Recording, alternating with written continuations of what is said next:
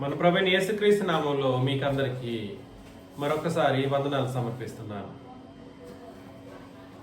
ఈ రోజు నుండి మరికొన్ని సిరీస్ ఆఫ్ ద లెసన్స్ ని మనం పరిశీలన చేస్తాం. ఆల్రెడీ ఒక పరిశీలన అయితే కొనసాగింపులోనే ఉంది, అది ఇంకా మనం ముగించలేదు. అయినా ఇంకా మరికొన్ని పాఠాలు మనం సిరీస్ ఆఫ్ ద లెసన్స్ ప్రకారం ఆలోచన చేయవలసిన బాధ్యత ఉంది. కాబట్టి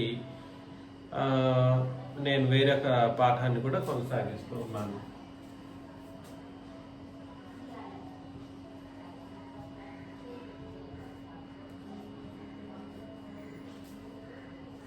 మహాశ్రమలు, ఇది మనకు తెలియాలి. పాఠం పేరు మహాశ్రమలు. చాలా చాలా చాలా ఇంపార్టెంట్ సబ్జెక్ట్, మనకు అవసరమైనది. మీరందరూ గుర్తించుకోవాల్సింది, మనసులో పెట్టుకోవాల్సినటువంటి ముఖ్యమైనటువంటి సబ్జెక్ట్ అన్నమాట ఇది. మీరందరూ కూడా సరే ఈ విషయాలను క్షుణ్ణంగాను తీవ్రంగాను ఆలోచన చేసి మీ మనసులను ఆదరింప చేసుకోవాలని మనం చేస్తున్నాను.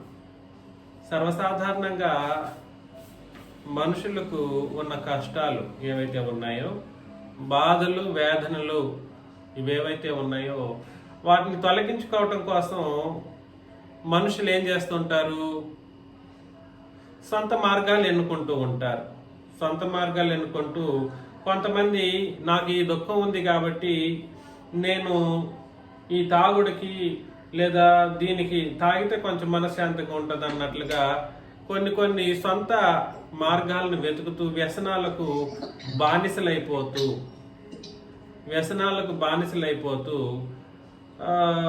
కష్టాలను వాళ్ళు తొలగించుకుంటున్నామన్నటువంటి భ్రమలో ఇంకా కష్టాలని తమకు తాము పోగు చేసుకోవటం మనం గమనిస్తూ ఉంటాం.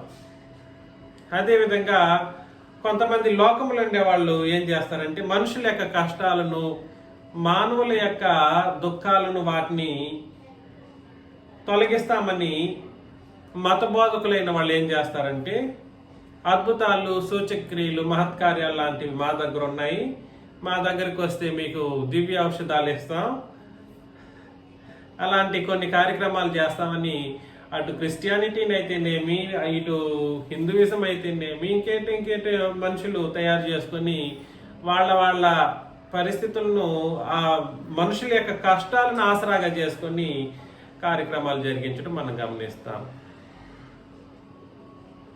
అందులో కొంతమంది ఏం చేస్తుంటారంటే, ముఖ్యంగా క్రిస్టియానిటీ విషయానికి వస్తే అద్భుతాలు, సూచక్రియలు, మహత్కార్యాలు లాంటివి వాటిని చేస్తామని చెప్పుకుంటూ పరిష్కారం మేము శాశ్వతంగా అందించే కోణంలో పనిచేస్తామని చెప్పేసి క్రీస్తు దగ్గరికి వస్తే మిమ్మల్ని క్రీస్తు దగ్గరికి తీసుకెళ్లడం అనే కోణంలో కాకుండా వీళ్ళ దగ్గరికి తీసుకోవడం కోసం అద్భుతాలు, మహత్కార్యాలు చేయటం మనం గమనిస్తాం. అప్పటికే ఆస్తి నష్టాల్లోనూ గుండెలు పగిలిపోయి బాధల్లో ఉండేటువంటి మనుషులను, కన్నవారు మరణించినటువంటి పరిస్థితుల్లో ఉన్న వాళ్ళను, లేదంటే అవమానాలు ఎదుర్కొంటున్నటువంటి వాళ్ళను, లేదా బంధువర్గాల మధ్యలో నలిగిపోతున్నటువంటి మానవ జాతి, లేదా అనేక రకాలైన అనారోగ్య స్థితుల్లో ఇరుక్కుపోయినటువంటి పరిస్థితుల్లో ఉన్నటువంటి మనుషులను ఏం చేస్తారంటే, కొంతమంది పాటలు, మన దినాన ఒక క్రిస్టియన్ పాటను వింటే వాళ్ళు ఏం చేస్తారు, మేము హిందూస్ కానీ ఈ పాట వింటే మాకు చాలా బాగుంది, మనసు శాంతిగా ఉందని చెప్పేసి ఆలోచన చేసి పాటలను, లేదనంటే ఇలాంటి కొన్ని బాధలను ప్రస్తుతం భూమి మీద సంతోషంగా ఉంచడం కోసం ఆ మనుషులని ప్రస్తుతపు తాత్కాలికమైనటువంటి విధానంలో దుఃఖాలను దూరం చేసేటువంటి పరిస్థితుల్లో బోధలు, పాటలు, అద్భుతాలు, సూచక్రియలు, మహత్కార్యాలు, లేదా లోకంలో ఉన్న వాళ్ళు సొంత మార్గాలను ఎన్నుకునేటువంటి పరిస్థితుల్లో వ్యసనాలకు బానిసలైపోయేటువంటి కార్యక్రమాలు నేడు జరుగుతున్నటువంటి ట్రెండ్ అన్నమాట.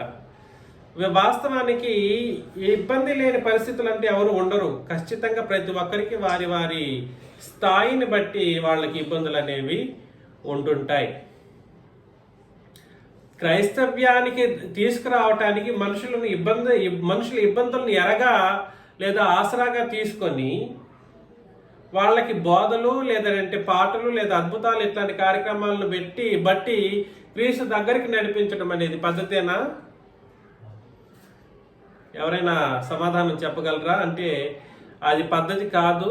క్రీస్తు దగ్గరికి నడిపించడానికి ఏకైక మూలం ఏమై ఉండాలి? ఖచ్చితంగా ఎవరినైనా లోకంలో ఉండే వాళ్ళని వాళ్ళ కష్టాలను చూసి లేదా బాధలను చూసి మనం క్రీస్తు దగ్గరికి నడిపించేటువంటి కోణంలో కాకుండా, వాళ్ళు ఎటువంటి స్థితిలో ఉన్నప్పటికీ, కష్టమే లేని స్థితిలో ఉన్నప్పటికీ, దుఃఖం లేని పరిస్థితిలో ఉన్నప్పటికీ వాళ్ళని తీసుకురావాల్సిన ఏకైక పద్ధతి ఏమిటంటే వాళ్ళకి సువార్త ప్రకటన మేరకు క్రీస్తు దగ్గరికి నడిపించడమే కారణంగా జరగాలి. ఏకైక మార్గం క్రీస్తు దగ్గరికి ఒక పాపిని నడిపించటానికి ఉన్న ఏకైక మార్గం ఏమిటి? సువార్త. సమస్త జనుల యొద్దకు వెళ్ళండి, సమస్త జనులకు సువార్తను ప్రకటించండి. సర్వలోకానికి వెళ్ళి సర్వ సృష్టికి ఏం ప్రకటించాలి? సువార్తను ప్రకటించండి అన్నప్పుడు అపోస్తల కార్య గ్రంథాన్ని మనం కంప్లీట్ గా చదువుతూ ఉన్నప్పుడు మనుషుల యొక్క ఎదుటి వారి యొక్క కష్టాలను బట్టి అపోస్తలు బోధ చేయలేదు సుమి. వాళ్ళు ఈ కష్టాన్ని నుండి మిమ్మల్ని తప్పించగలిగిన ఒక ఆయన ఉన్నాడు, యేసుక్రీస్తు ఉన్నాడని వాళ్ళు ఎప్పుడూ చెప్పలేదు అపోస్తలు. కానీ వాళ్ళు చెప్పే కోణం ఏమిటంటే, నీ పాపాలు, నీ ఆత్మ నశించిపోయినటువంటి స్థితి, నీ పాపాల వల్ల నీ ఆత్మ నశించిపోయింది, లేదా నీ పాపాల వల్ల నీ ఆత్మ మరణించిన స్థితిలో ఉంది, మీరు బ్రతికించాలన్నటువంటి కోణంలో ప్రభుని యేసుక్రీస్తు నీ పాపముల నిమిత్తమే మరణించారు, నీ పాపముల కొరకే ఆయన సమాధి చేయబడ్డారు, తిరిగి లేచారనేటువంటి సత్యాన్ని అపోస్తులు చెప్పుకుంటూ వెళ్ళారే తప్ప వేరే ఏ కోణంలోనూ సువార్తను తీసుకెళ్ళలేదు అపోస్తలులు. అర్థమవుతుంది కదా నేను చెబుతున్నది? కాబట్టి మనుషులు క్రీస్తు యొద్దకు నడిపించడానికి కారణం క్రీస్తయ్యే ఉండాలి. క్రీస్తు యొక్క మరణమే అయి ఉండాలి తప్ప వాళ్ళ యొక్క కష్టాలు, వాళ్ళ యొక్క బాధలో క్రీస్తు దగ్గరికి నడిపించడానికి మనం వేరే ఇతర బోధల్ని కానీ లేదా అట్లాంటి పాటల్ని కానీ మనం పక్కన పెట్టాల్సినటువంటి పరిస్థితులు ఉన్నాయి.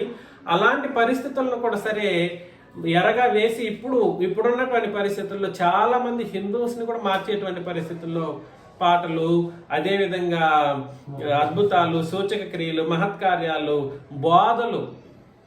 బోధలు జరిగిస్తూ ఉంటారు మనశ్శాంతి కోసం. మోటివేషనల్ స్పీకర్స్ లాగా తయారైపోయారు. సో మోటివేషనల్ స్పీకర్స్ ఇప్పుడు మోటివేట్ చేయొచ్చేమో, ఒక 10 రోజులకు మోటివేట్ చేస్తూ ఉండొచ్చు, ఆ తర్వాత మోటివేషన్ స్పీకర్కి కష్టాలు వస్తాయి.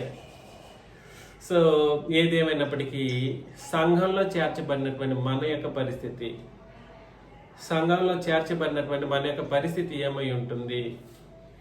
మనకు సర్వసాధారణంగా మనకు కూడా సరే, మనకు లోకంలో ఉండే వాళ్ళకంటే ఎక్కువ కష్టాలు వచ్చే అవకాశాలు ఉన్నాయన్నటువంటి సత్యాన్ని క్రొత్త నిబంధన చట్టం మనకు హెచ్చరిస్తుంది అన్నమాట. ఒకసారి ప్రకటన గ్రంథం 20వ అధ్యాయము 1వ వచనం నుండి చదువుతాం. ప్రకటన గ్రంథం 20వ అధ్యాయం 1వ వచనం నుండి నేను చదువుతాను. మరియు పెద్ద సంఖ్యలను చేత పట్టుకొని అగాధము యొక్క తాళపు చెవి గల ఒక దేవదూత పరలోకము నుండి దిగి వచ్చుట చూచితిని. నేను ఇంతకు ముందు మీకు చాలా సందర్భాల్లో చెప్పాను, ఎంతమందికి గుర్తుందో నాకు తెలీదు. తాళపు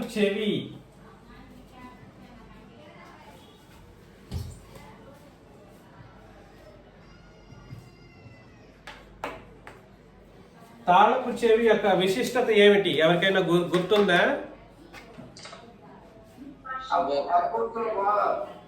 విశిష్టత, తాళపు చెవి ఓకే, అపోస్తల బోధ, దాని విశిష్టత ఏమిటి? ఓపెన్ చేసేది. కరెక్ట్. ఇంకా కరెక్ట్. అది ఎప్పుడు వచ్చింది? అది ఆ తాళపు చెవి ఎప్పుడు ఏర్పాటు చేయబడింది?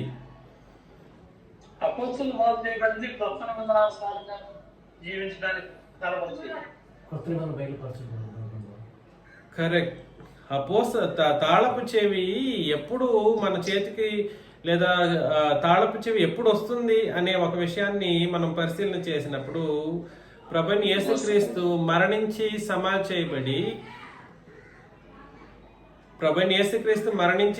చేయబడి తాళపు చెవిని తన స్వాధీనంలోకి తెచ్చుకున్నాడు అనేటువంటి ఒక పరిస్థితిని మనం చదువుతాం. అది ప్రకటన గ్రంథం 1వ అధ్యాయం నుండి 3 అధ్యాయాలు చదివితే మీకు అర్థమవగలదు. 1వ అధ్యాయం నుండి 3 అధ్యాయాలు చదవాలి. ప్రస్తుతానికి నేను సింప్లిఫైడ్గా చెబుతూ ఉన్నాను. తాళపు చెవి యొక్క స్పెషాలిటీ ఏమిటి, అది ఎప్పుడు తయారు చేయబడింది అని అంటే, అది మరణాన్ని అగాధం యొక్క తాళపు చెవి, లేదా అది మరణానికి ముగింపుగా తాళపు చెవి ఉందన్నట్లుగాను అనేక విధానాల్లో చెప్పబడినటువంటి పరిస్థితులను మనం గమనించగలం. అది అపోస్తల కార్యములు 1వ అధ్యాయం నుండి 3 అధ్యాయాలు యేసు ప్రభు రాజ్యాన్ని, తాళపు చెవిని తన స్వాధీనంలోకి తెచ్చుకునేటువంటి పరిస్థితిని మనం గమనిస్తాం. అది ఎప్పటి నుండి అని అంటే ఆయన సిలువలో మరణించినప్పటి నుండి తాళపు చెవి అనేది ఆయన స్వాధీనంలోకి వచ్చింది అన్నటువంటి సత్యాన్ని మనం చదవగలం. సో ఇక్కడికి వెళ్ళిపోదాం.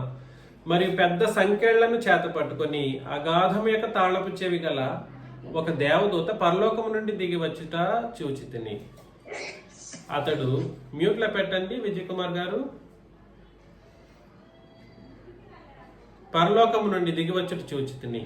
అతడు ఆది సర్పమును అనగా అపవాదియు సాతానును అను ఆ ఘట సర్పమును పట్టుకొని 1000 సంవత్సరములు వానిని బంధించి అగాధములో పడవేసి. నేను మరలా చెప్తున్నాను, ప్రకటన గ్రంథం 7వ అధ్యాయం కానీ 12వ అధ్యాయాలు కానీ మనం చదువుతూ ఉన్నప్పుడు యేసుక్రీస్తు యొక్క శిలువ మరణంలో అపవాది పట్టుబడడం అనే సంగతిని మనం చదివాం. ఎంతమందికి గుర్తుందో? శిలువలో ఏం జరిగింది అని అంటే సింప్లిఫైడ్ గా, ఒకటి తాళపు చెవి క్రీస్తు స్వాధీనమైంది. తాళపు చెవి అంటే ఏమిటో కాదు, అది క్రొత్త నిబంధనే. ఏ నిబంధన అది? తాళపు చెవి అంటే ఏమిటి? క్రొత్త నిబంధన లేదా అపోస్తలుల బోధ. ఈ నిబంధన ఎప్పుడైతే వచ్చిందో అపవాది కూడా సరే పట్టుబడ్డాడు. అపవాది ఏం చేయబడ్డాడు? బంధించబడ్డాడు, పట్టుబడ్డాడు. ఆది సర్పం లేదా అపవాది లేదా సాతాను అను ఆ ఘట సర్పము ఎన్ని పేర్లు పెట్టాడు చూసారా? అపవాది, సాతాను, ఘట సర్పం.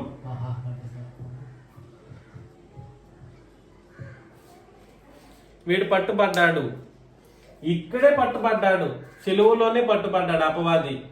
నశింప చేయబడలేదు. మరలా రిపీట్ చేస్తున్నాను, అపవాది సిలువలో నాశనం పొందలేదు. మరి ఏమయ్యాడు? పట్టుబడ్డాడు. పట్టుబడి ఎక్కడికి తీసుకెళ్ళిపోబడ్డాడు?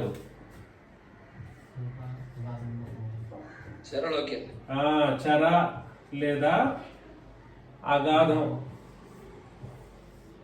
ఇది కటిక చీకటి కలిగినది.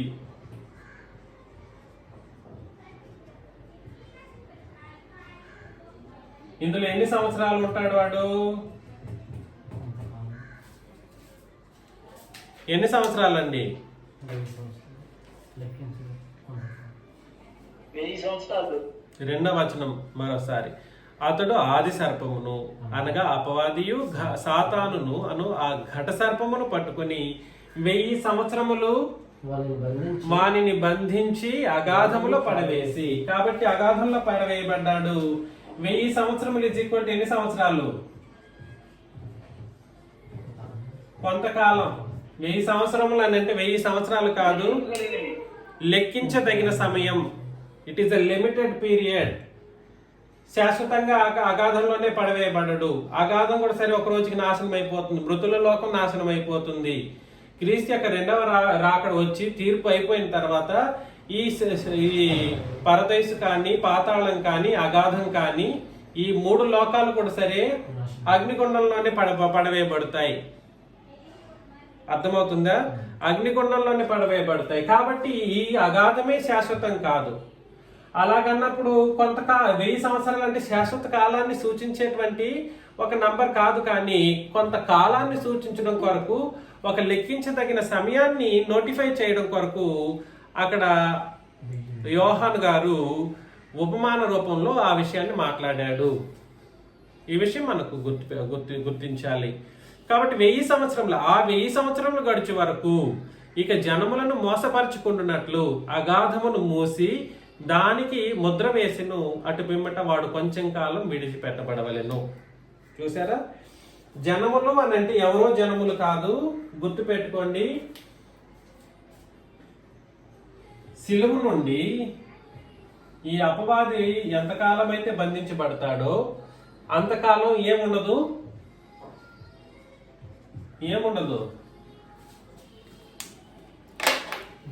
ఏం జరగదు. ఆ సిలువ నుండి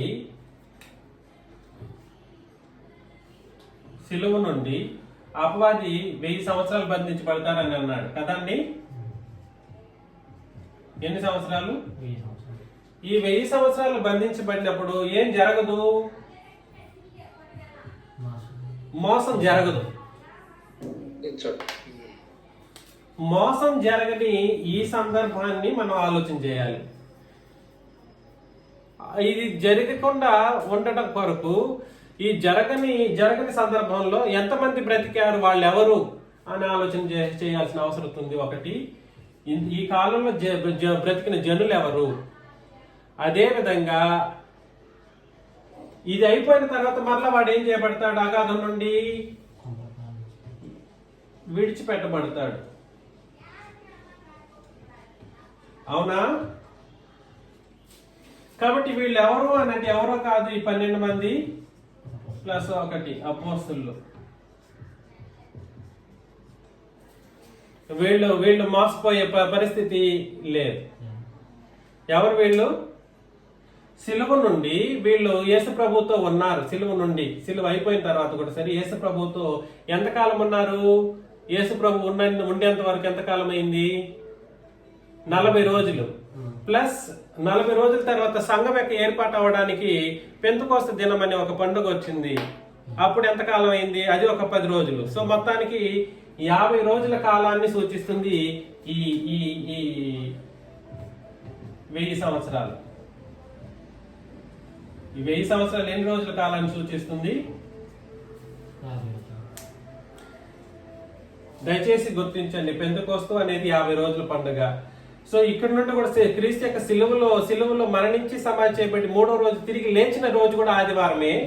అదే విధంగా అక్కడి నుండి యేసుక్రీస్తు పరమునకు వెళ్ళిపోయిన తర్వాత ఇంకో 10 రోజుల గ్యాప్ లో కూడా వీళ్ళు ఉంటారు. ఆయన వెళ్ళిపోయిన తర్వాత కూడా సరే ఆయనకు ప్రార్థన చేసేటువంటి పరిస్థితులు మనం చదువుతాం. అదే విధంగా సంఘం యొక్క ఏర్పాటు కూడా సరే 50వ రోజు ఏర్పాటు చేయబడ్డం, అది కూడా ఆదివారం దినాన్ని ఏర్పాటు చేయబడ్డం అనేది మనం గమనిస్తాం.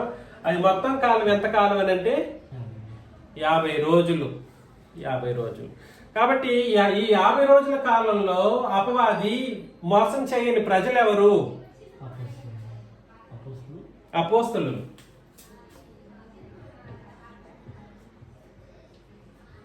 రాసేసాం.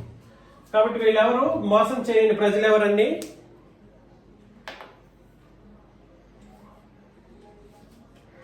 ఏంటి ఏమైపోయారు అందరూ? నిద్రపోతున్నారు.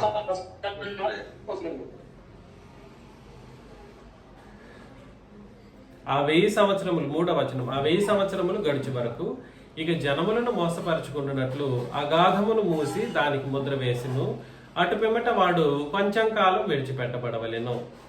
అంతటా సింహాసనములను చూచితిని, వాటి మీద ఆసీనులై ఉన్న వారికి విమర్శ చేయుటకు అధికారం ఇవ్వబడును. మరియు క్రూర మృగమునకైనను దాని ప్రతిమకైనను నమస్కారం చేయ తమ నొసళ్ళ యందు కానీ చేతుల యందు కానీ దాని ముద్ర వేయించుకొనని వారిని యేసు విషయమై తామిచ్చిన సాక్ష్యము నిమిత్తమును దేవుని వాక్యము నిమిత్తమును శిరచ్ఛేదనం చేయబడిన వారి ఆత్మలను చూచితిని.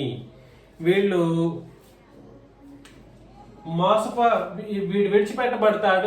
విడిచిపెట్టబడేటువంటి పరిస్థితులకు వచ్చేసరికి వీళ్ళు ఏం చేయబడతారు? అపోస్తలులు అంటే ఏం చేయబడతారు? శిరచ్ఛేదనం చేయబడతారు. శిరచ్ఛేదనం యేసు విషయమై తామిచ్చిన సాక్ష్యం నిమిత్తమును దేవుని వాక్యము నిమిత్తమును శిరచ్ఛేదనం చేయబడిన వారి ఆత్మలను చూచితిని. వారు బ్రతికిన వారే 1000 సంవత్సరములు క్రీస్తుతో కూడా రాజ్యం చేసిరి. ఇక్కడ శిరచ్ఛేదనం అనే మాట దేనికి సంబంధించింది? ఏమైనా ఐడియా ఉందా? ఎవరికైనా గుర్తుకొస్తుందా?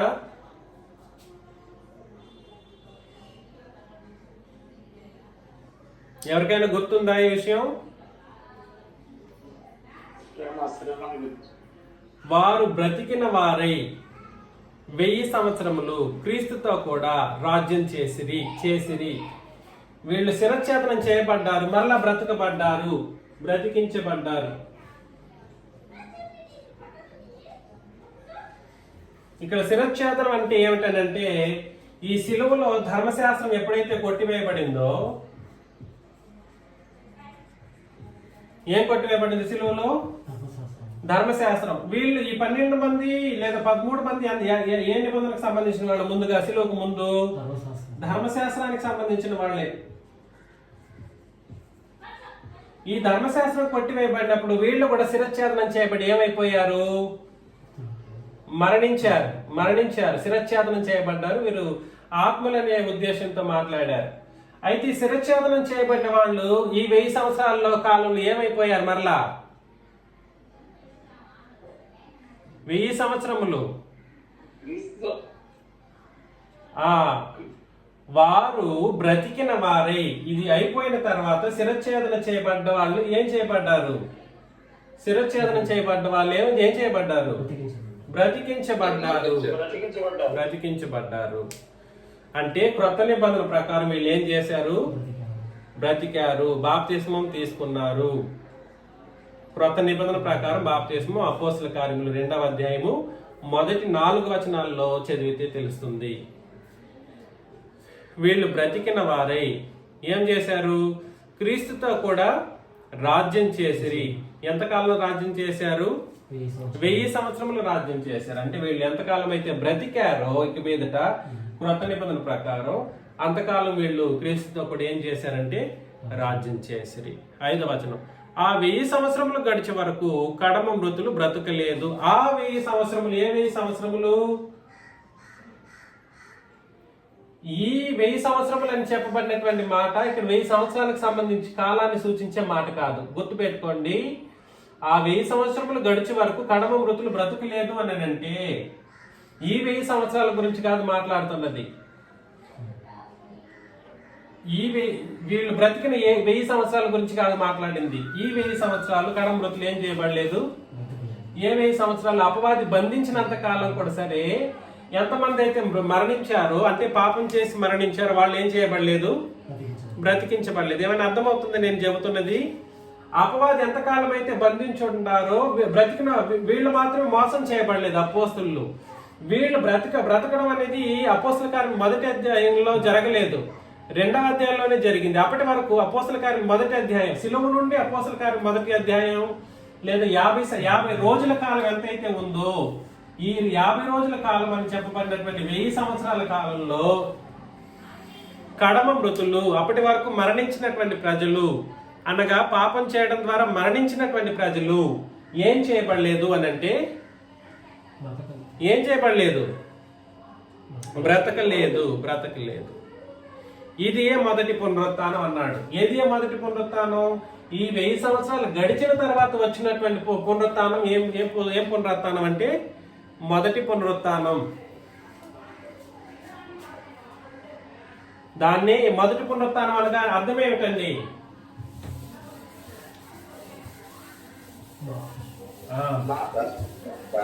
కరెక్ట్.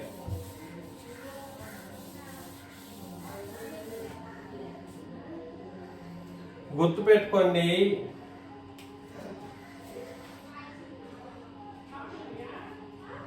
అపవాది బంధించబడింది ఎన్ని సంవత్సరాలు అంటే 1000 సంవత్సరాలు, which is intern equal to 50 రోజులు. అపోస్తలులు ఈ 50 రోజుల కాలంలో ఏం చేయబడలేదంటే మోసపరచబడలేదు.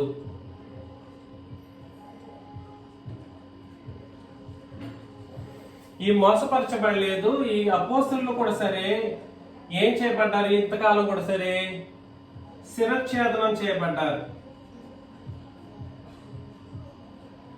ఎప్పుడైతే శిలువ మరణంలో యేసు ప్రభు మరణించి సమాధి చేయబడి తిరిగి లేచిన తర్వాత ఆయన ఆజ్ఞాపించిన మేరకు వీళ్ళు క్రొత్త నిబంధన బాప్తిస్మం తీసుకున్నారు. అప్పుడు ఏమవుతారు? వీళ్ళు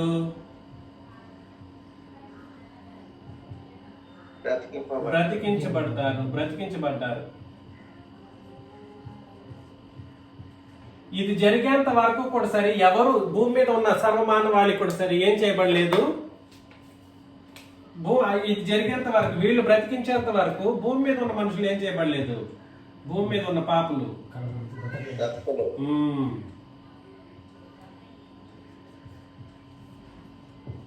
బ్రతకలేదు.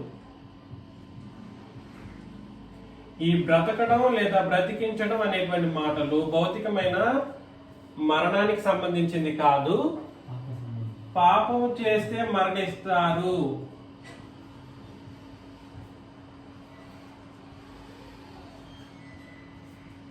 అనే ఒక సంగతి గురించి మాట్లాడుతూ ఇక్కడ భూమి మీద పాపులు బ్రతకలేదని అంటే పాపం చేసిన వాళ్ళు అప్పటి వరకు ఏం చేయబడలేదు, జీవం పోసుకొని బ్రతకలేదు అనేటువంటి ఒక సంగతిని మనం అర్థం చేసుకోవాలి. ఈ మొదటి వీళ్ళు ఇది 1000 సంవత్సరాలు అని అన్నాడు. అది 1000 సంవత్సరాలకి వాస్తవానికి 1000 సంవత్సరాలు కూడా కాదు, 50 రోజుల కాలమే. ఇది కూడా ఎన్ని రోజులు? 50 రోజులు. ఈ 50 రోజుల కాలంలో ఎవరు కూడా బ్రతికించబడలేదు. ఇది అయిపోయిన తర్వాత వచ్చిన కాలాన్ని ఏమన్నాడు? వీళ్ళు మొదటి పునరుత్థానం పొందిన వారే అని అన్నాడు అనమాట.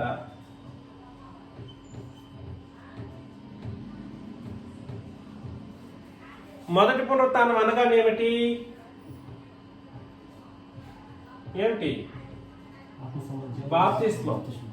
బాప్తిస్మంలో ఏం జరుగుతుంది? మరణించిన వాడు జీవం పోసుకుంటాడు, నూతన జీవాన్ని పొందుకుంటాడు. మరణించిన వాడు ఏం పొందుకుంటాడు? బ్రతికించబడేటువంటి ఒక పరిస్థితి వస్తుంది. కాబట్టి ఈ 1000 సంవత్సరములు గడిచే వరకు, ఏ 1000 సంవత్సరాలు అంటే 50 రోజులు గడిచే వరకు కడమ మృతులు అనబడినటువంటి భూమి మీద ఉన్న పాపులు బ్రతకలేదు. 50 రోజుల కాలం పాటు ఎటువంటి నిబంధన కూడా సరే ఎన్ఫోర్స్మెంట్ లో లేదు. నిబంధన అమల్లోకి రాలేదు. వీళ్ళు ఏం చేయబడలేదు, శిరచ్ఛేదనం కూడా. వీళ్ళు శిరచ్ఛేదనం చేయబడ్డారు కానీ మోసపరచబడలేదు. వీళ్ళు శిరచ్ఛేదనం చేయబడ్డారు.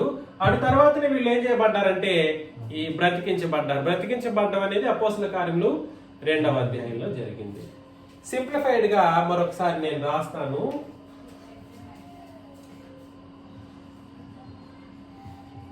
మత్తయి 27, మార్కు 15, లూకా 23, యోహాను 19 నుండి అపోస్తలుల కార్యములు 1వ అధ్యాయం చివరి వచనం వరకు కూడా సరే 50 రోజులు లేదా ఎన్ని సంవత్సరాలు? 1000 సంవత్సరాలు అనబడిన ఉపమాన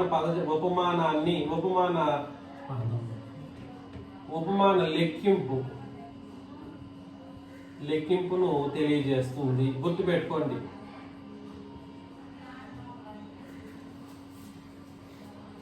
ఇది మీకు చాలా చాలా చాలా క్షుణ్ణంగా మీరు తెలుసుకోవాలి.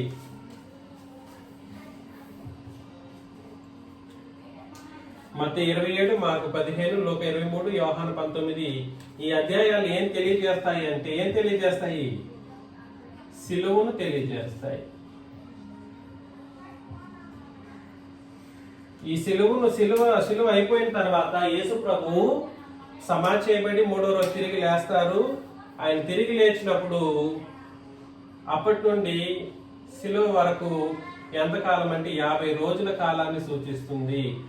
ఈ 50 రోజుల కాలమే 1000 సంవత్సరాలుగా అభివర్ణించబడింది. ఈ 1000 సంవత్సరాలుగా అభివర్ణించబడినది ఉపమాన లెక్కింపే తప్ప సరైనటువంటి కరెక్ట్ అయినటువంటి నంబర్ అయితే ఖచ్చితంగా కాదు. ఇది గుర్తుపెట్టుకోండి. మరలా ఇక్కడికి వచ్చేద్దాం. ఇది మొదటి పునరుత్థానం అని అంటే ఇది ఈ సంవత్సరాలు అయిపోయింది. ఈ 1000 సంవత్సరాలు అయిపోయిన తర్వాత ఏం చేయబడ్డారు అపోస్తులు? తర్వాత ఆ 3000 మంది బాప్తిస్మం తీసుకోవటం. ఎంతమంది? 3000 మంది మొదటి పునరుత్థానంలో పాలుపంపులు పొందటం జరిగింది. ఈ మొదటి పునరుత్థానంలో పాల్గొల వారు ధన్యులను పరిశుద్ధులై ఉందురు. ఇట్టి వారి మీద రెండవ మరణమునకు అధికారం లేదు. ఈ 3000 మంది శిలువకు ముందు ఉన్నప్పుడు వీళ్ళు మరణించిన స్థితిలోనే ఉన్నారు కాబట్టి ఇది వీళ్ళు మరలా బ్రతికించబడడం ద్వారా వీళ్ళకి ఏం లేదు, రెండవ మరణం లేదు. రెండవ మరణం అనగానేమిటి? నరకం. రెండవ మరణం అనగానేమిటి? నరకము. రెండవ మరణం అనేది ఏమిటో కాదు, నరకమే. వీరు అంటే ఎవరు? మొదటి పునరుత్థానంలో పాల్గొలిగినటువంటి ఈ 12 మంది అపోస్తులు కావచ్చు, మొదటి పునరుత్థానంలో పాలైన అపోస్తులు కావచ్చు, 12+1 అపోస్తులు కావచ్చు, అదే విధంగా 3000 మంది కావచ్చు, ప్లస్ ఇప్పుడు సంఘంలో ఉన్న వాళ్ళందరూ కూడా కావచ్చు.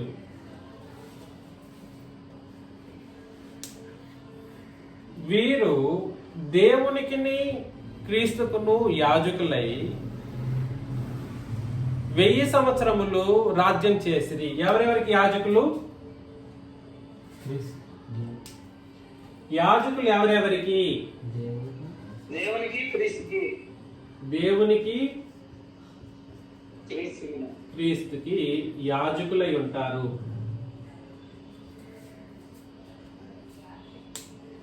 దయచేసి మిమ్మల్ని ప్రేమతో మనవి చేస్తున్న విషయం ఏమిటంటే, దేవునికి క్రీస్తుకును యాజకత్వం చేసే ఒక పద్ధతి క్రొత్త నిబంధన యాజకత్వపు పద్ధతి.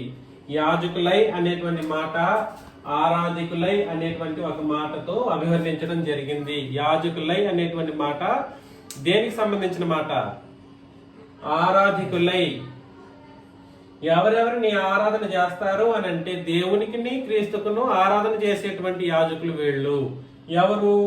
మొదటి పునరుత్థానంలో పాలు పంపులు పొందిన వాళ్ళు, అనగా సంఘంలో చేర్చబడిన క్రొత్త నిబంధన ప్రకారం అపవాది బంధించబడ్డాడు.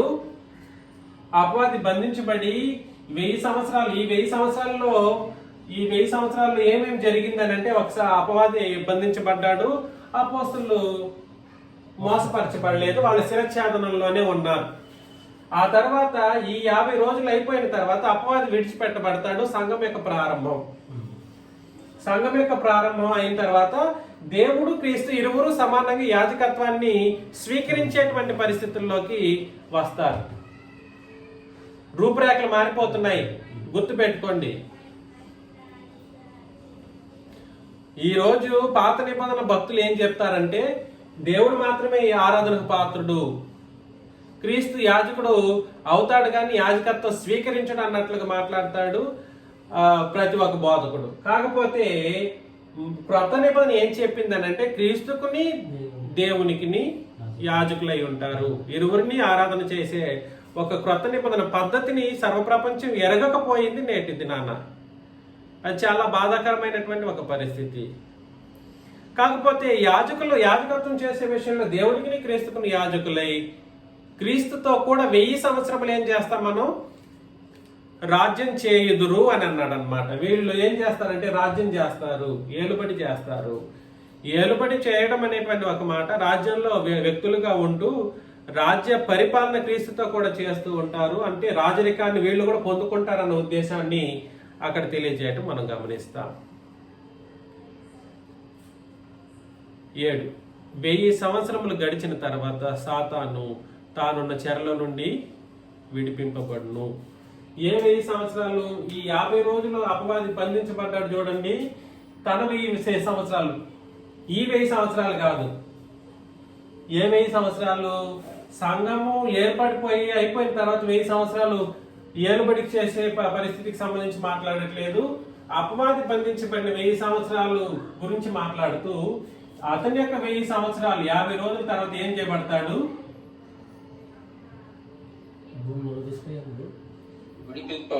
విడిపింపబడతాడు అపవాది. అప్పటికి ఏముంది? సంఘము ఏర్పడిపోయింది, అపోస్తలులు ఉన్నారు, సంఘం ఏర్పడిపోయింది 3000 మందితో. ఈ 12 మంది కూడా 12 మంది 13 మందితో పాటు 12 మంది, అప్పటికి 12 మంది ఉన్నారు.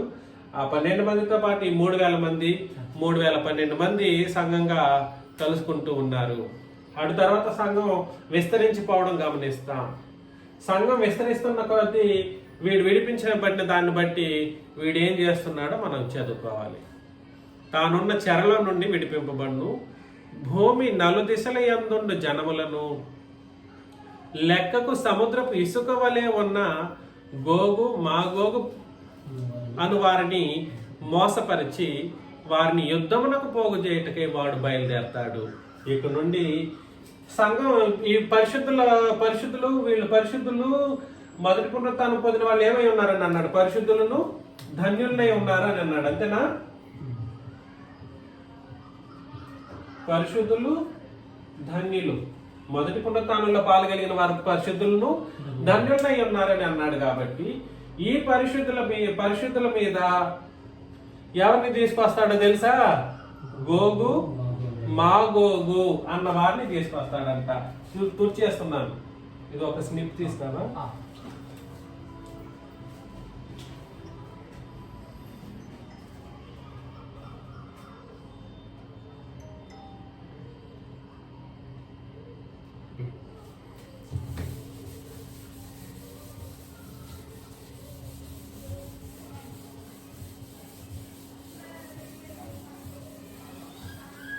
ముందుకి కూడా తీసుకుంటే పోయిండేది. సరే,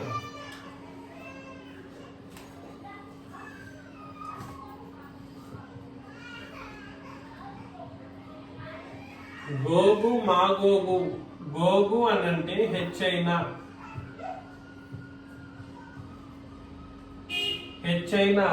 స్థితి. మాగోగు అంటే కూడా సరే. గోగు అంటే హెచ్చైన స్థితి, మాగోగు అంటే అంతకంటే హెచ్చైన స్థితి. పర్వతం అంతా హెచ్చైన స్థితి.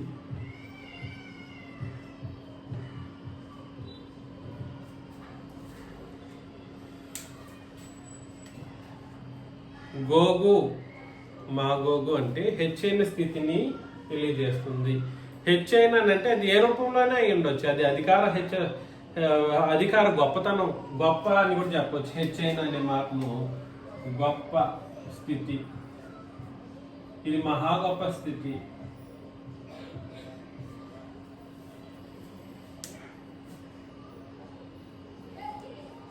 వెయ్యి సంవత్సరములు గడిచిన తర్వాత తాను విడిపించబడతాడు.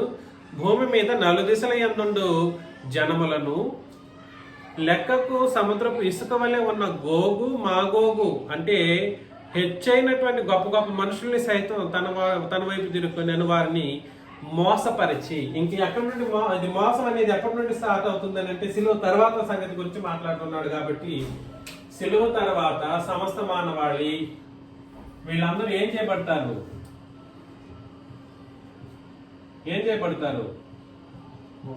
మోసపరచబడతారు. మోసపరిచి ఏం చేస్తాడు? యుద్ధమునకు పోగు చేయటకి వాడు బయలుదేరతాడు అన్నమాట. సో అపవాది వీళ్ళని వాడుకుంటాడు. వీళ్ళు అపవాది ప్రజలు.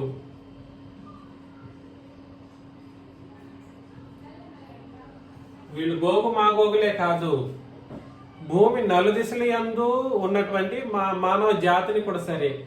ముఖ్యంగా వీళ్ళు ఎక్కువగా వాడుకోబడతాడు. హెచ్చైన స్థితిలో ఉన్నవాళ్ళు, డబ్బులు ఎక్కువ ఉన్నవాళ్ళు, అధికార బలం ఉన్నవాళ్ళు, గొప్ప స్థితిలో ఉన్నటువంటి మనుషుల్ని అపవాది ఎక్కువగా వాడుకుంటూ ఉంటాడు అన్నమాట. ఆ విషయం గురించి గోగు మాగోగు అనే పదజాలం వాడబడింది. దయచేసి గుర్తుపెట్టుకోండి. 8వ వచనంలో భూమి నలుదిశల యందుండు జనాలని మోసపరుస్తాడు. అదేవిధంగా లెక్కకు సముద్రపు ఇసుక వలె ఉన్న గోగు మాగోగు 2 రకాల ప్రజలు వాళ్ళు. నేను చెప్తున్నది మీకు అర్థమవుతుందా? భూమి నలుదిశల యందుండు జనాలు అతని వైపు వెళ్ళిపోతారు, అంటే మోసపరచబడ్డానికి సిద్ధమవుతూ ఉంటారు. లెక్కకు సముద్రపు ఇసుక వలె ఉన్న గోగు మాగోగు అనేటువంటి వాళ్ళని కూడా సరే మోసపరిచి వారిని యుద్ధమునకు పోగు చేయుటకై వాడు బయలుదేరును. వారు భూమి అందంతట వ్యాపించి పరిశుద్ధుల శిబిరమును ప్రియమైన పట్టణమును ముట్టడి వేయగా పరలోకములో నుండి అగ్ని దిగి వచ్చి వారిని దహించెను అని అన్నాడు అనమాట. కాబట్టి వీళ్ళు ఏం చేస్తారనంటే పరిశుద్ధుల శిబిరం. ఏమిటి పరిశుద్ధుల శిబిరము? సంఘం.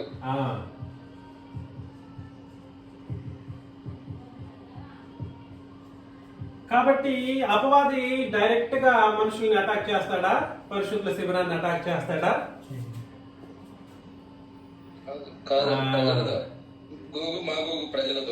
కరెక్ట్. సో అపవాది డైరెక్ట్ గా అటాక్ చేయి. ఇప్పుడు ఎవరినైనా అపవాది డైరెక్ట్ గా కనబడి నేను నిన్ను భయపెడతాను అన్నట్టుగా ఉంటాడా? అట్లాంటిది ఏమి చేయడు. వాడు వాడుకుంటాడు మనుషులని. గోగు మాగోగు లాంటి వాళ్ళని డబ్బులు పెడితే ఏం చేస్తారు? ఎవడైనా కూడా సరే ఏ బోధ అయినా దీనికి సమానమైన బోధను ఇంకొకటి ఎవడైనా బోధించేటువంటి పరిస్థితుల్లో వచ్చారనుకోండి, ఇప్పుడు సమానమైనది అవసరమా? ఒరిజినల్ మన దగ్గర ఉంది, దీనికి సమానమైన ఇలాంటిదే అన్నట్లుగా ఇంకొకటి తీసుకొచ్చి బోధిస్తే అది సరైనదిగా ఉండదు. ఎప్పుడైనా కూడా సరే మోసపరిచేటువంటి వాళ్ళు డూప్లికేట్ దాదాపు సమానంగా ఉన్నట్లుగా కనబడేటువంటి ఒక బోధను తీసుకొచ్చి ఏం చేస్తారు? తీసుకొస్తే మోసపోతారు. మోసపరిచేటువంటి ఒక ట్రిక్ అది అన్నమాట. దాదాపు అలాగే ఉంటది. కళ్ళగా బాగా నిశ్చితంగా చూస్తే తప్ప కనబడదు. అప్పుడు ఏం చేస్తుంది అంటే ఏది నిజమో ఏది అబద్ధమో మనం కనిపెట్టగలిగేటువంటి పరిస్థితులు ఉంటాయి. కాబట్టి అపవాది ఏం చేస్తాడంటే డైరెక్ట్ గా అటాక్ చేయడు. అపవాది అటాక్ చేసేటువంటి ఒక ట్రిక్ లేదా పద్ధతి ఏమిటనంటే మనుషులనే వాడుకుంటాడు, గొప్ప గొప్ప వాళ్ళని వాడుకుంటాడు. అర్థమవుతుంది కదా? వారిని వచనంలో వారిని మోసపరిచిన అపవాది అగ్ని గంధకములు గల గుండములో పడవేయబడిను. అచ్చట క్రూర మృగమును అబద్ధ ప్రవక్తయు ఉన్నారు. వారు యుగ యుగములు రాత్రింబగళ్ళు బాధింపబడును. మరియు ధవళమైన మహాసింహాసనమును దాని యందు ఆసీనుడైన ఒకరిని చూచితిని. భూమి ఆకాశములు ఆయన సముఖం నుండి పారిపోయిను, వాటికి నిలువ చోటు కనబడకపోయిను అని అన్నాడు. అయితే నేను చెప్పడానికి ప్రయత్నం చేస్తున్న విషయం ఏమిటంటే ఈ పరిశుద్ధుల శిబిరానికి సంఘానికి ఏం కలుగుతుంది?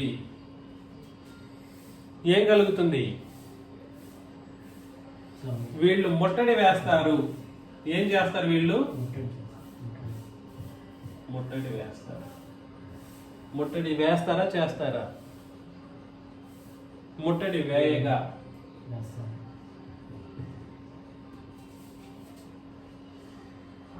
కాబట్టి దయచేసి సంఘానికి ఎప్పటికీ కూడా సరే గొప్ప మనుషుల పట్ల గొప్ప వాళ్ళు అనబడినటువంటి వాళ్ళు, అది ఏ కోణంలో గొప్ప వాళ్ళు అన్నా కూడా సరే వాళ్ళ వలన సంఘానికి ముప్పు ఖచ్చితంగానే ఉంటది. ఈ ముట్టడి అనేది సాదా సీదాగా ఉండదు. ఈ మనుషుల యొక్క ముట్టడులు ఎలా ఉండదు? సాదా సీదాగా ఉండదు. అపవాది తన యొక్క శక్తిని బట్టి మనుషులను వాడుకుంటూ అవసరమైతే అలాంటి మనుషులను సంఘం పరిశుద్ధుల శిబిరాన్ని లేదా సంఘాన్ని ముట్టడి వేసేటువంటి కోణంలో తాను పనిచేస్తూ ఆ మనుషులను ప్రేరేపిస్తూ ఎన్నో ఇబ్బందులకు గురి చేసేటువంటి పరిస్థితుల్లో కార్యాలు జరిగిస్తూ ఉంటాడు. 1 పేతురు పత్రిక 5వ అధ్యాయంలో 1 పేతురు పత్రిక 5వ అధ్యాయం 6 నుండి మనం చదువుతాం. 6 నుండి 12 వచనాలను చదివినప్పుడు, దేవుడు తగిన సమయమందు మిమ్మల్ని హెచ్చించినట్లు ఆయన బలిష్టమైన చేతి క్రింద దీన మనస్కులయ్యుండుడి. ఆయన మిమ్మల్ని గురించి చింతించుచున్నాడు. ఆయనే మిమ్మల్ని గురించి చింతిస్తున్నాడు. మనల్ని గురించి చింతిస్తున్నాడు. వీళ్ళు ఎట్లా తట్టుకోబోతారా బాబు? భూమి నలుదిశల నుండి వస్తారు, అందులో గొప్ప గొప్ప వాళ్ళు వస్తారు మనల్ని ముట్టడి వేయడానికి. గొప్ప గొప్ప వాళ్ళు వస్తూ ఉంటారు. ఏదైనా బిల్డింగ్ కట్టుకోవాలంటే కూడా సరే గొప్ప గొప్ప వాళ్ళు ఏం చేస్తారు, మనకు అనేక ఇబ్బందులకు గురి చేస్తూ ఉంటారు. సో ఆయన చింతిస్తున్నాడు వీళ్ళు ఎలా తట్టుకోబోతారు. ఆయన మిమ్మల్ని గురించి చింతిస్తున్నాడు కనుక మీ చింత యావత్తు ఆయన మీద వేయుడి. నిబ్బరమైన బుద్ధి గలవారై మెలకువగా ఉండుడి.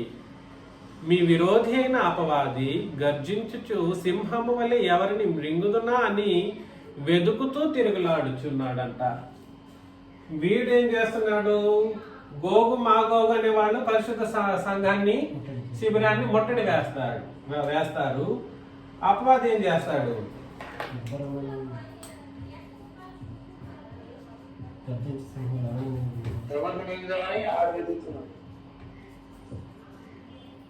గర్జించు సింహము వలె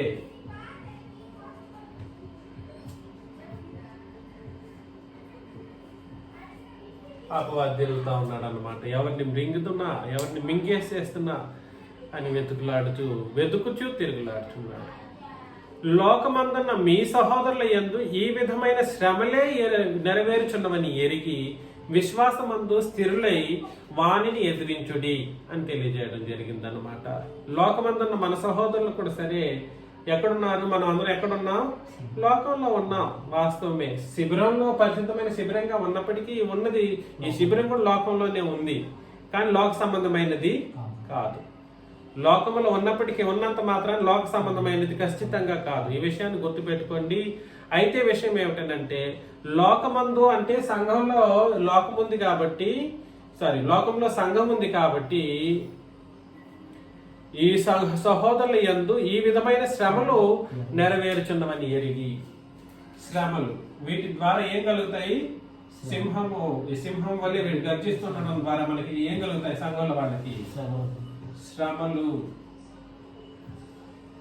కలుగుతాయి. ఏం కలుగుతాయి, శ్రమలు నెరవేర్చున్నవని ఎరిగి విశ్వాసమందు స్థిరులై వానిని ఎదురించుడి. తన నిత్య మహిమకు క్రీస్తునందు మిమ్మల్ని పిలిచిన సర్వకృపానిధియగు దేవుడు కొంచెం కాలము మీరు శ్రమపడిన పిమ్మట తానే మిమ్మల్ని పూర్ణులుగా చేసి స్థిరపరిచి బలపరచును. యుగ యుగములకు ప్రభావం ఆయనకు కలుగును గాక ఆమెన్ అని అన్నాడు అనమాట. ఎంతకాలం ఇది ఈ శ్రమలు? కొంచెం కాలం. మనకు జరిగే ఇది ఎంతకాలం?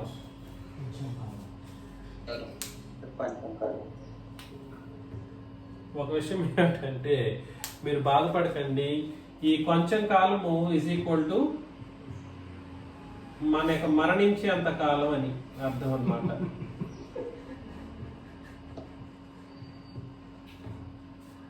ఈ కొంచెం కాలం శ్రమలు మనం మరణించేంత కాలం మనల్ని వెంటాడుతూనే ఉంటాయి. ఎందుకనంటే వీడు గర్జించు సింహము సాధారణమైన సింహం కాదు, దెబ్బ తగిలిన సింహం, బాధపడుతున్నటువంటి సింహం. అది క్రీస్తు యొక్క సిలువతో అవమానించబడినటువంటి సింహం. క్రీస్తు యొక్క సిలువ వలన ఓటమి పాలైనటువంటి సింహం. ఓటమి పాలైన వాళ్ళు ఎట్లా ఉంటారో మీకు తెలియదు. చాలా కసిగా ఉంటారు, చాలా కసితో ఎంతకైనా తెగించేంత ఇదిగా ఉంటారు.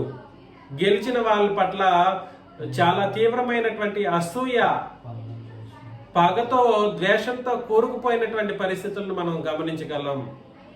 కాబట్టి ఈ సింహము సాదాసీదా సింహం కాదు, అపవాదనే ఈ గర్జించు సింహం. సింహము ఓకే, గర్జించు సింహం అంటే అర్థం ఏమిటి? సింహం ఓకే, సింహం గర్జించిందంటే దాని అర్థం ఏమిటి? అది వేటకు సిద్ధంగా ఉంది, దాని దారిలో దొరికినట్టు మృంగేస్తుంది. కాబట్టి గర్జించు సింహాన్ని ఎదుర్కొనే అంత పరిస్థితులు కావాలంటే మనకు ఒకటి కావాలని చెప్పాడు. మీరు విశ్వాసమందు ఎలా ఉండాలి? విశ్వాసమందు స్థిరముగా ఉండాలి. అదేవిధంగా ఎదిరించాలి. తన నిత్య మహిమకు క్రీస్తునందు మిమ్మల్ని పిలిచిన కృపానిధి దేవుడు కొంచెం కాలము మీరు శ్రమ పడిన పిమ్మట తానే మిమ్మల్ని పూర్ణంగా చేసి స్థిరపరిచి బలపరచును. ఆయన వైపు మనం చూసుకుంటూ బ్రతికేయాలి. మన సంపూర్ణత అనేది ఈ శ్రమల మీద ఆధారపడి ఉంటుంది. వీళ్ళేమో గోగులే వాళ్ళు ముట్టడి వేస్తూ ఉంటారు.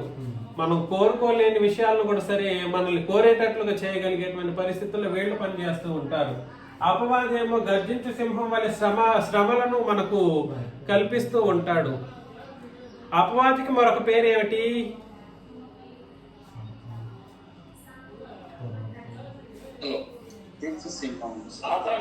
సాతాను, అపవాది. ఇంకొక పేరు శోధకుడు.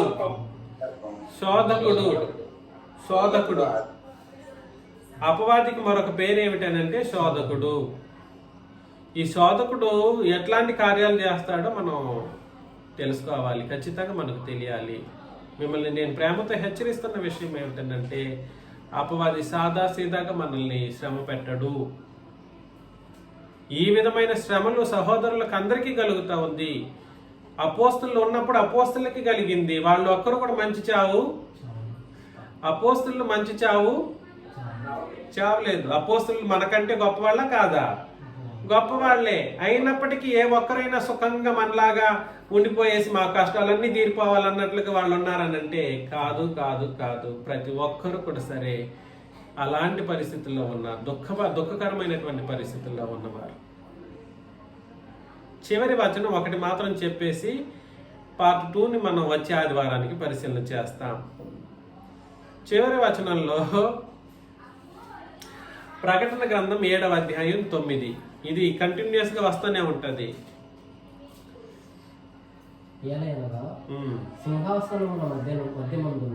నేను చదువుతాను తమ్ముడు.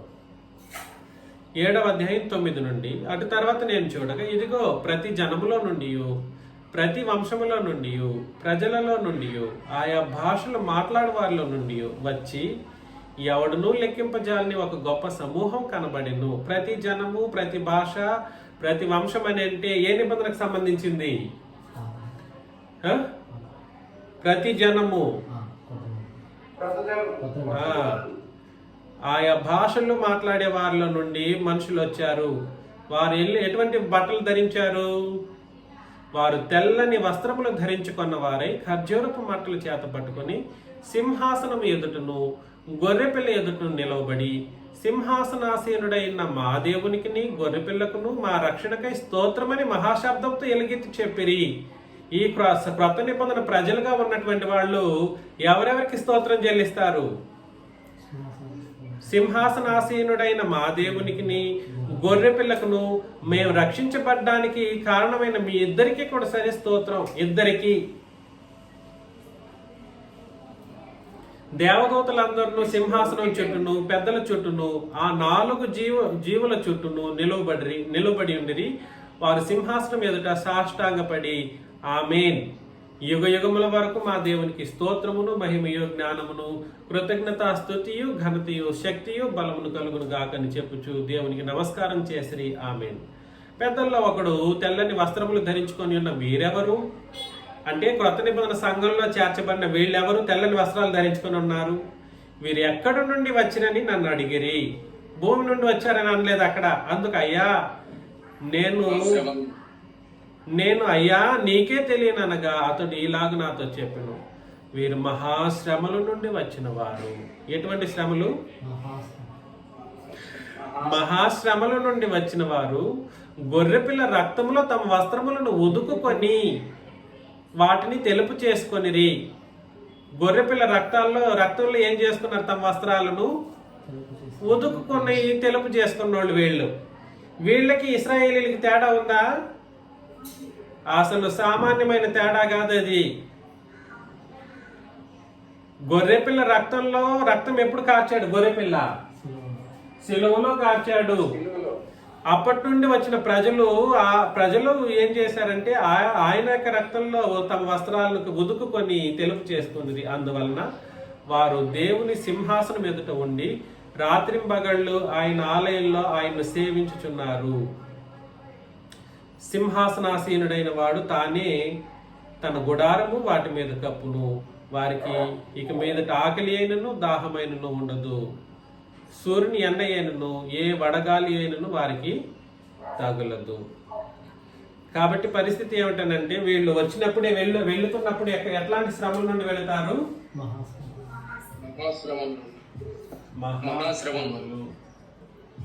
మహాశ్రమల నుండి వెళ్ళిన వాడు. వీళ్ళెవరు అని అంటే వీళ్ళెవరు?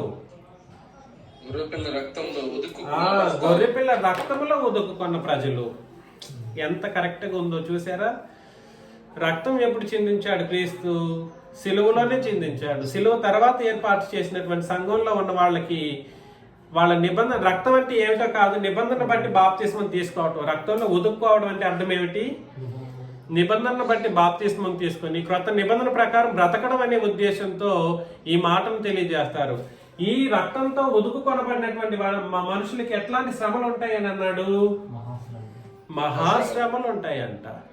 మహాశ్రమలు ఉంటాయి, సాదాసీదా శ్రమలు కాదు. మీరు ఊహించినటువంటి శ్రమలు, మీరు ఊహించలేని శ్రమలు కూడా మనకు కలుగుతూ ఉంటాయి. కాబట్టి పాటలకి మీరు మురిసిపోకండి. ఎవడో ఏదో ప్రస్తుతపు గారడీ విద్యలకు మోసపోకండి.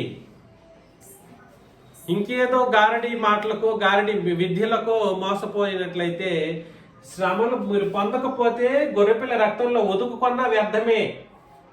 మహాశ్రమలు పొందకపోతే గొర్రెపిల్ల రక్తంలో ఒదుకుకోవడం కూడా సరే వ్యర్థమే. మిగిలిన సంగతులను మనం వచ్చే వారానికి పరిశీలన చేస్తాం. చాలా ఇంట్రెస్టింగ్గా ఉంటుంది, అది ఇంకా ఇంట్రెస్టింగ్గా వెళ్ళిపోతుంది. మీకు అందరికీ క్రీస్తు యేసు నామములో వందనాలు సమర్పిస్తూ ఈ మొదటి సెషన్ని ముగిస్తున్నాను.